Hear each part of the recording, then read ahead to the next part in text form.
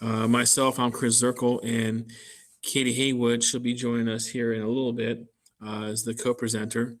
And we're digital learning coordinators, and we have our contact information, our Twitter handles there, and a little shameless plug. We do have a podcast that we do on a weekly basis. So there's a link to our podcast there on the right. And of course, the link to the DLC website is at the bottom of the presentation. We'll put that presentation link in the chat for you. You'll want to have that for the resource we're going to use here in a few minutes and for the feedback form. And we do have some North Carolina digital learning standards that we're going to be covering or relating to in today's presentation. We'll be connecting to empowered learner, global collaborator, and creative communicator. And just a few things to consider. Our format's changing a little bit as far as lunch and learn. We're trying to respect that you are on your lunch break, and we're trying to condense the delivery of our content down to closer to 30 minutes, have a little bit of time for exploration, questions, answers, things of that nature, and then get you back into your routine. So today's presentation, it really contains a lot of content, resources, and information. It's actually quite a bit. So I provided you a resource that you're going to be able to have to look back and do a deeper dive in. We're going to do more of an overview today and allow more for brainstorming and discussions and questions than really heavy lifting on information and content. So you want to plan on doing a deep dive with the resource we'll share here in a few moments before you start podcasting with your students. So when you get close to that start date, use the resource to kind of help you prepare and plan for podcasting with your students. And then today, just kind of focus more on generating ideas for the podcast that you want to do with your students, maybe coming up with some plans, maybe having some questions that you want answered during today's session. And remember that at any time you can reach out to your local area DLC. So if something is presented today and you didn't get a really strong grasp of it, you can always reach out to your local area DLC and they'll be able to support you. And some of the tools that are going to be referenced in the resource are Canva for Education. And I've been coming across some teachers that use Canva, but they've never heard of Canva for Education. And if you use Canva, you know that there's a lot of premium content. If you Google Canva for Education and scroll down about 3/4 of the way, you'll see an application where you can apply for Canva for Education. And once you are granted the account, you'll be upgraded to a premium version and you'll have access to all those things that were once locked. You also have access to the Adobe Creative Cloud. So you can use Adobe Audition for recording and editing audio for your podcast. You have Adobe Premiere Rush, which you could use for editing your podcast, either the video or the audio format version of it, and Adobe Premiere Pro. OBS is also a allowed resource if you need to screencast using something that's going to have a duration longer than 15 minutes. That might be a consideration. Now, Katie and I are actually presenting this very same presentation at NC Ties next week. And so we really love some feedback. You can help us by providing us feedback on the delivery of the presentation, what can be improved upon, maybe some of the content, maybe the resource, maybe the organization, maybe some things that can be added to the resource, that type of thing. So we'll be posting this feedback form link in the session for you. And of course, before you leave today, if you could take the time to do that, we'd appreciate it. And we're going to go ahead and get started here with this resource here. We're going to, if you have the slide presentation, you can click on this shape and be taken to the resource, but we're also going to paste it in the chat as well. And Chris, could I also mention about the Activity Center as well? Yes, please. Thank you so much. Yes. So, hi, I'm Barb Vinyl. I am moderating today for Chris and Katie. And you will see over to the right-hand side of the chat window, you'll see the three shapes. That's the Activity Center. And we will be using the question and answer over there. So if you have a question, you can certainly drop it in there and I'll be monitoring that. And then a little bit later on, we'll also be launching a poll from that space as well. So just be keeping an eye on that. If you see a little green dot, you know that there is a poll or some sort of activity over there. So thank you so much, and feel free to pause me anytime if you have questions or comments. Barb will let me know, and we'll pause. We want this to be a session where you can interject at any time. But let's go ahead and get started. If you are at the resource, we're here at the cover. We're to go ahead and open up. And this resource basically has six contents to it. It has an introduction into podcasting, goes over a lot of benefits actually for podcasting with your students and the ways it can engage your students. We're going to look at those student workflow, which is where the bulk of the work, the heavy lifting is done by students to prepare for recording. We'll talk about recording, we'll talk about editing, and we'll talk about publishing. And about this book, this resource, basically it's designed to prepare you and equip you to lead your students through the podcasting process. So you'll be able to lead lessons about podcasting. There's resources and documents and things you can use, graphic organizers you can use with your students. You'll be able to record, edit, and publish podcasting. And of course, your students will be able to plan, record, and produce their own unique podcast. We've already gone over the ISTE standards earlier in the presentation. They're there again. And just to kind of sit back and look at the big picture of what we call this podcasting process, we have the student workflow where there's a lot of mini components to that and steps. Once they get through the student workflow process, then they're able and ready to record. Then we move on to editing and we move on to publishing. And so at this time, we want to kind of just take a pause, and you can either unmute your microphone or post in the chat just a little bit of what you're looking for today. Maybe you're already podcasting, maybe you're just here to listen, or maybe you plan on starting a podcast. Maybe you're just wanting to learn more about it. If you just kind of give us a feel of where you're at, what you're looking for in today's presentation. And podcasting is something that I really enjoy. I can talk for hours about it. So just kind of want to get a feel of where you're at so it can kind of help determine what directions we'll go today.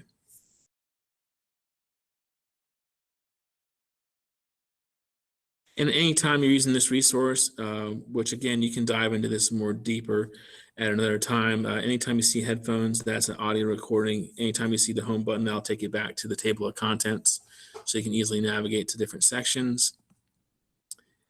And we want to talk a little bit about, we'll talk about equipment and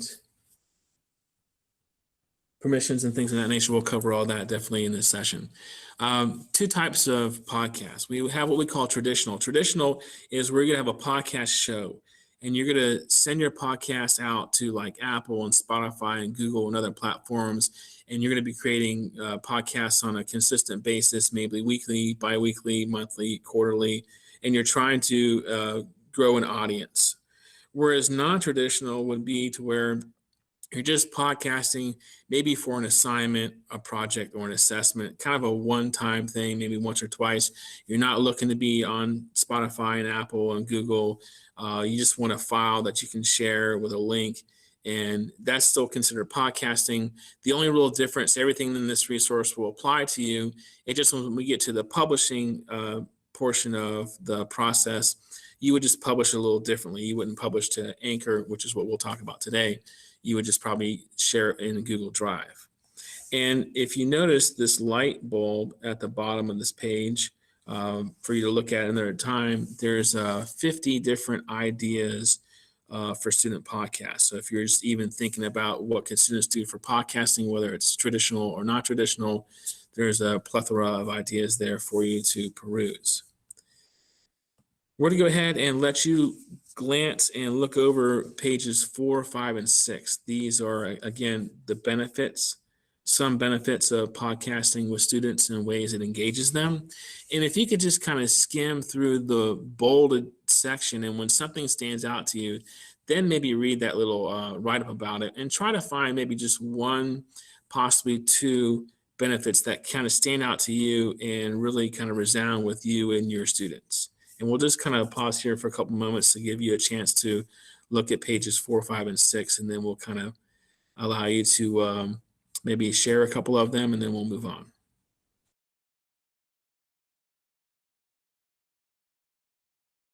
Yeah, some things that really stand out to me, just students being able to have a voice, no matter what age they are. Everyone's invited to podcasts. Everyone can participate. I like that. Students are going to do a lot of collaboration, a lot of critical thinking, and just being able to deepen their learning experiences through podcasting. I think some that really kind of stood out to me. We'll pause one more moment, and then we'll move on to the student workflow.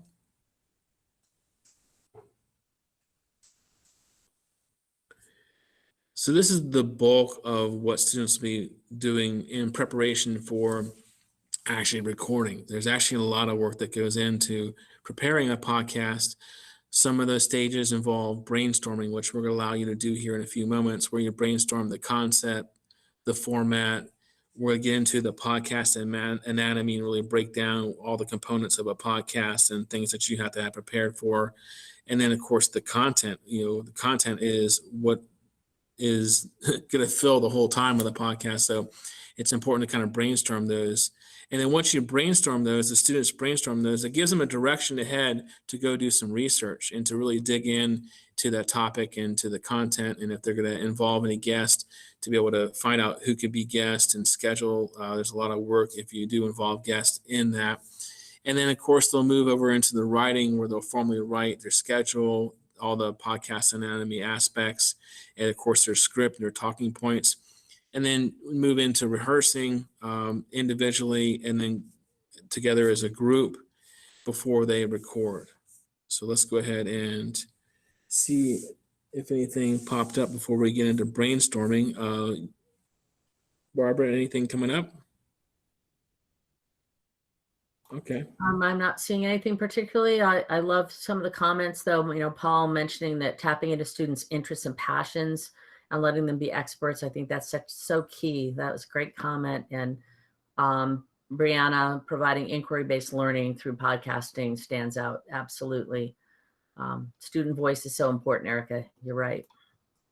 As far as the ear next to brainstorming, I really was intentional in choosing that because a lot of what will help someone with their own podcast is by listening to podcasts. And I think that if we want to start this whole process with our students, we want to have our students to listen to some podcasts. And I have tons of them for you to listen to and for students to listen to as well. But what we want to do is think about the concept. When students are very first introduced to podcasting, when they're going to come up with a concept of what their podcast is going to be about, you want it to be a little bit unique. You want it to stand out. Anywhere you see a link is going to take you to a resource. So if you want to click on that link and just give you a couple of moments here to do some brainstorming yourself or to look at the resource that we provided for students, you can do that, but just to start getting those juices flowing about what your podcast is going to be about, who are your audience. These are all things you want to consider before we go in and dive into formats and kind of pinpoint which format we're going to use for our podcast. So if you want to click on that link. And Chris, we do have a question from Kyle in the chat. He's wondering if there are any WCPSS student podcast examples that you might already have. Because he says he thinks kids hearing other kids might be helpful as a starting line, which absolutely true, Kyle. That's an excellent question. I didn't find any Wake County. We are in the process of producing a podcast about podcasting, and we're working with teachers that podcast themselves, and they're going to be providing us access to their student podcast. But the samples I have in this resource are just samples that I perused and found that are kid-based. You can see there's plenty of them here to look or listen to, but none of these are actually Wake County. But we can definitely circle back around to that in a week or so when we produce our podcast episode about podcasting. In our show notes, we'll have links to some Wake County podcasts. So I just wanted you to kind of see this resource, kind of just glance at it and kind of start to ask yourself some of these questions that'll kind of really help you get into the formats. That's really where you want to start. When Katie and I started with our podcasting, we're just going to kind of look at these 9. Again, there's just so much content and information in this resource. We could really spend quite a bit of time, but there's 9 here that we want to look at, the interview, and that's where Katie and I started off with, was just an interview style. And after 2 seasons of interviewing, I was like, we need to like do something different just to kind of mix it up and have something a little more unique. So we actually do a hybrid. We do an interview style, we do a conversational co-host style, and we do a narrative storytelling.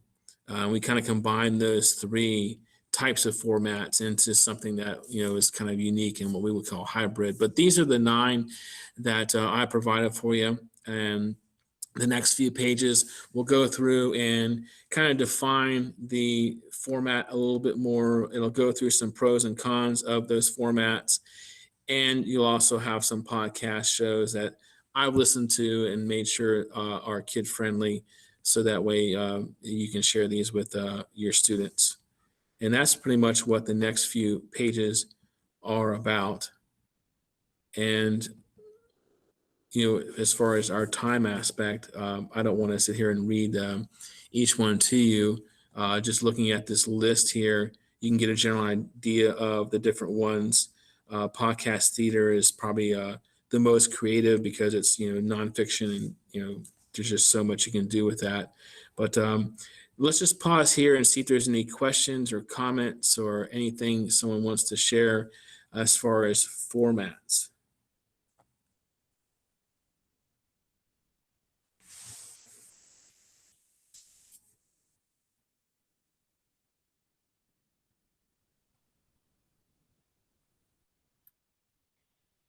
Chris, I'm going to jump in here too. You might have already talked about this a little bit.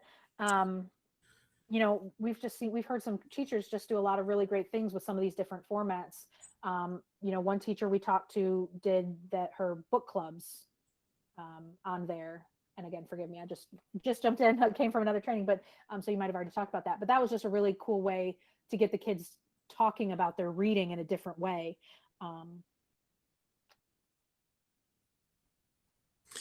Yeah, I think it's important to use a format because that really gives you structure. It gives the students structure and parameters and guidelines as far as keeping everything organized and having a direction. But again, you do have the hybrid option there in case there's something that you find that's not on this list.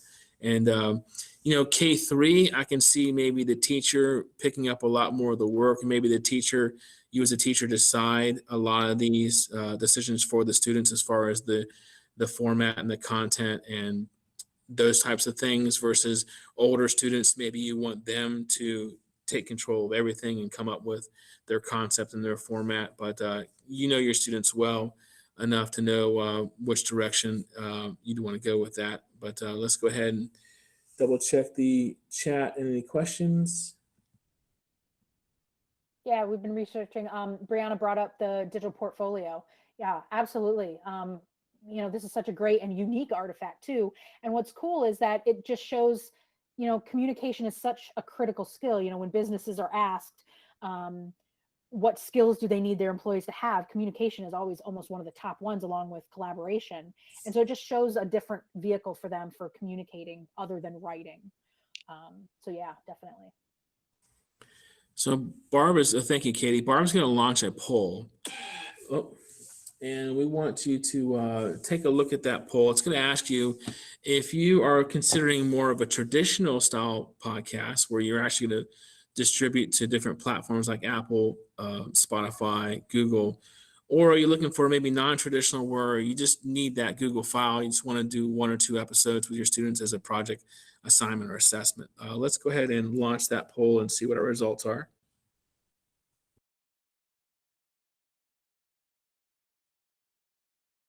So this next little, make sure I'm unmuted. This next little section, then, I wanted to kind of know which direction you're going to go. Even if you're not going to do a traditional podcast, you still would want to have a title for this show. You want to have a description of the show in general, or at least a description of the episode. You wouldn't have to worry so much about a whole season and planning out a whole season of episodes. If you are going that route, you do want to have that kind of planned out in advance. Bumpers are something that you want to consider. Bumpers are great intros and ways to conclude a podcast. It kind of introduces the host or the guest, what the show is going to be about before we get into the content. and show notes if there's going to be any resources that you reference that you want to have your audience have access to. So even though you may not be distributing your podcast, these are still elements of the podcast you may want your students to compose. Of course, brainstorming the content, that's where the bulk of everything is. Katie and I are very fortunate that we have a podcast where we have subject matter experts or guests come on, and they take care of the bulk of the content for us. We're able to add in commentary and ask questions and have our own little conversations, but the heavy lifting is generally done by our guests. So depending on the format, if you have something that's a solo monologue type format, that student's going to have to carry all the content, versus if they have guests or subject matter experts on, then that's going to help share the content. So content's something you definitely want to have them brainstorm. And then again, getting into researching.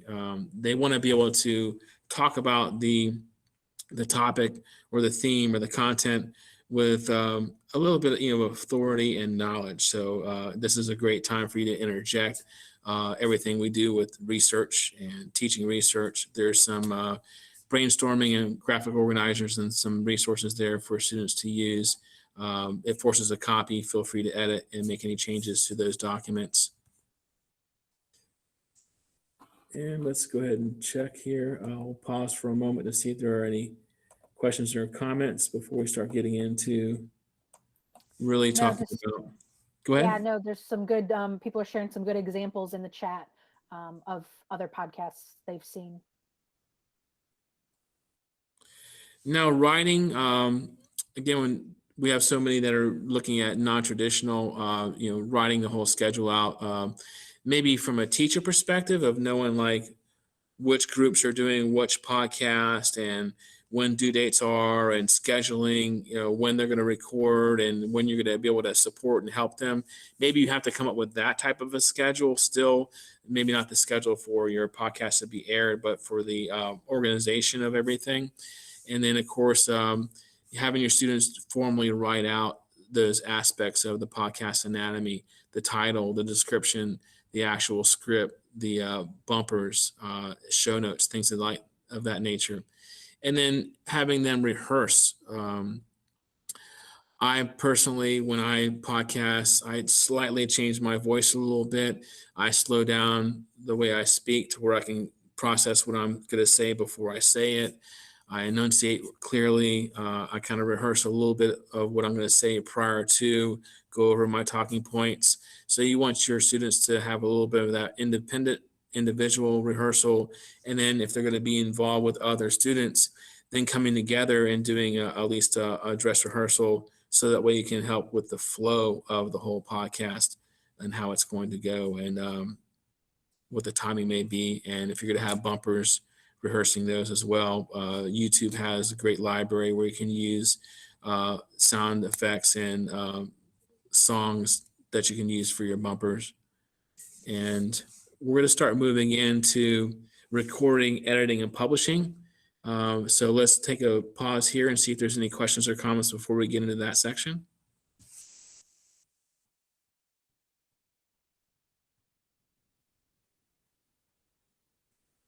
Just one question about the recording. For anybody that does need to leave early, Barb has dropped the feedback form if you need to leave, but also the recording will be available on the DLC website too. We know you guys are really busy today.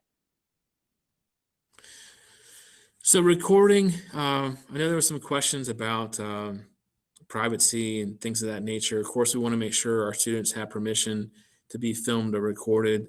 You can find that in your portal if they have permission. If they're a new student, don't have that document on file, or it's a no, then you may want to look at having a conversation with the parents. I would say, of course, always just use a first name, never identify. The teacher we interviewed for our podcast recently mentioned that they never mention what school they're even at. They don't mention their last names. If you listen to that podcast, you would have no idea what school they were related to. That's that teacher's individual decision. But recording as far as software, that's kind of really what we're going to be talking about here, software and equipment, which was another comment or question asked early on. Of course, we're going to use whatever is approved by Wake County. You can use a Chromebook for everything. A Chromebook to record, a Chromebook to edit, a Chromebook to publish. Online voice recorder is something that is browser based that you can use. We'll talk a little bit about individual podcasts versus group podcasts in a moment here, but if it's one person in a current situation with COVID, the online voice recorder or an app on their phone or tablet. Audacity does not work on Chromebooks. That would be on a laptop or desktop, Windows or Apple based, but Audacity is what you can use to record and then edit the audio. Anchor FM is what is approved by the county for staff only to use for podcasting. So in other words, you would handle and manage everything that's on the Anchor side. Your students would record with resources. If they're going to record with Anchor, you would actually be managing all that, and you would do the publishing within Anchor. That's kind of a student hands off. But student podcasts can be on Anchor, and students just can't use Anchor. Google Meet, we'll talk about that for a moment, and then we'll pause here. That's how Katie and I actually record all our podcasts. And if pre-COVID, I would have a soundboard, I would have condenser microphones, I would have a field recorder. We'd all be sitting around a table. I would level everything out with a soundboard, and I would get a really high quality audio recording. With COVID, we record remotely where we all meet in a Google Meet meeting. I screencast that recording or that meeting, and then I extract the audio out of that video and then edit it. And that's why we use Google Meet. And Screencastify could be what you use to record the meet with. You can record a meeting with Google Meet, but then you have to wait for it to be sent to you. I like to have it in my hands right after so I can confirm the audio was captured before I release my guest. So before we get into editing, let's see if there's any questions or comments about recording.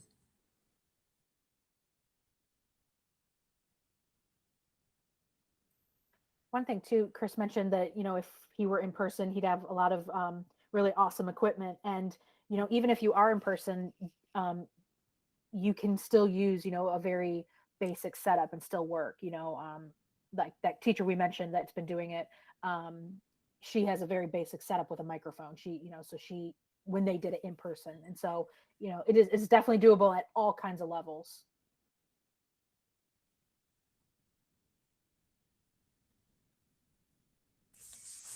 Okay, as far as editing, what I mean by editing is that if you can just hit record and hit stop when you're done, and if what was said is usable, you don't need to make any changes to that, then you don't need to worry about going into editing. But if you want to add bumpers to the front and end of that audio recording, if you want to edit out dead air, I was recording earlier today. I misspeak. Katie and I are the ones that always have to edit out what we say. We're the ones that make all the mistakes, and I have to edit all those out, those mishaps. So if you are, that's what I consider editing. So if you are going to edit, then you can use Audacity to edit. You can use Anchor to edit, so it's an all-in-one. You can go into more advanced applications, which you as Wake County employees have access to: Adobe Audition, Adobe Premiere Rush, Premiere Pro. I personally use Premiere Pro for all my editing. Camtasia, I did put that there. That is a paid version that's not included or supported or provided by Wake County. I just put Camtasia there because that's what I use to screencast, but you can use Screencastify, Screencast-O-Matic. OBS is allowed. OBS could be used for screencasting. So those are some of the editing capabilities. And some people may have the question, if you record a video, how do you edit the video in an audio format? And Anchor actually converts your video for you. So if you're using Anchor to edit, you upload the video to Anchor, it converts it to an audio file, and then you can edit it and publish it from there. And you can even download from Anchor and not use it for publishing and just use it for the editing aspect of it. And these things, recording, editing, can get really complicated, but it can also be very simple. So I know I'm talking about these in very brief presentations about it, or talking about it very quickly. But again, we know that the DLCs are available to you if you have further questions or actually need help or training on any of these that we're referring to. So we'll pause here before we talk about our last one. We're trying to really stay really close to that 30 minutes of content here. So before we get into publishing, do we have any questions or comments?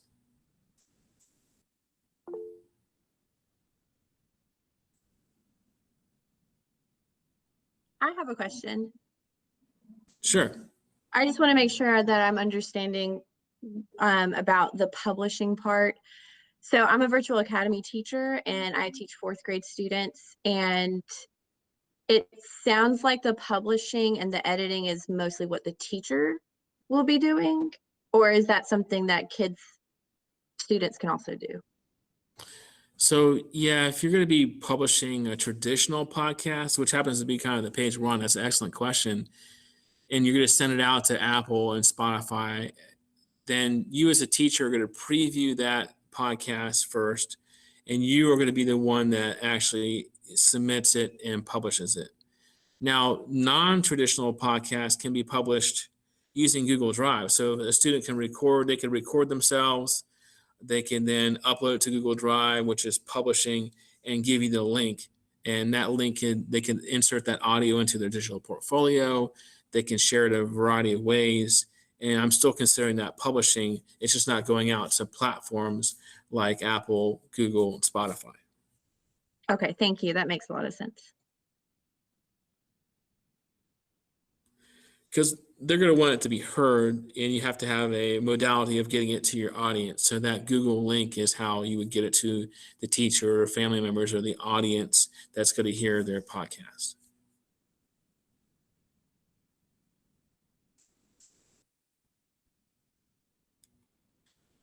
In the appendix, we do have some screencast videos on Anchor. So you feel free to watch those. There's also a kite course on Anchor that goes into a little bit more depth. This is a briefer kind of overview tutorial of Anchor. Here are the 50 ideas for student podcasts that you can peruse. And at the back of the resource is, again, our contact information. If you haven't heard our podcast, feel free to listen to that. This is a podcast that I've done. It actually stopped. If you look at the dates, it stopped when COVID hit. I haven't touched my personal podcast since all this happened. We've been working nonstop on our weekly Wake County podcast. But I did want to share that with you. There's a few on there. But we were aiming to have our content at around 30 minutes and then give you time to go back into the resource, look at some of the content that you're interested in diving into deeper. If you want to go into some of the resources that are there for students, like some of the graphic organizers or brainstorm activities or some of the writing activities, feel free to do that. We are going to be here and give you maybe like 10 minutes to dive in and look at everything. We can go ahead with questions and comments continuing. And then right around 12:20, we'll begin our wrap up. Again, if you're going to leave early, we respect your time. We do provide you that link to the feedback form. Feel free to fill that out. But we want to give you the rest of the time to peruse the resource, take a deeper dive, and to ask questions or share comments or whatever you'd like to do in the chat or by unmuting. I wanted to ask a follow-up question to something that Catherine typed in the chat box about permissions. Mm-hmm. I know with COVID and online media and all of that, we've been getting more documents pushed out by the county with more guidelines. Is there anything additional outside of the regular photo video permissions that we already have that we usually collect at registration time? Is there something else that the county is providing in terms of maybe having parents give an added layer of permission if we're doing something like this? Not at this time. There's nothing official that the county has released about that, about this particular type of project.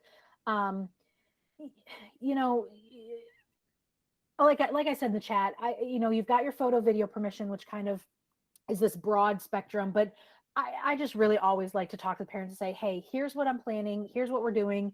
Here's what the project is going to look like. Here's what we're going to do with it. Here's where it's going to end up, just to give them that chance to ask their questions first. Mhm.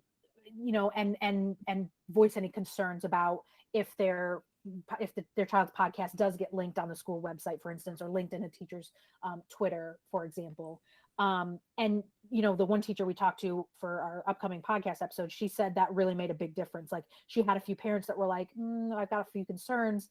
And once she kind of, put it out there to them, then they were like, okay, oh, all right. No names, no school, mentions. I'm cool. I'm good to go. So I just always say, just, it's a little bit of extra work for you, but just kind of take that extra layer of protection for yourself and just check in with your parents.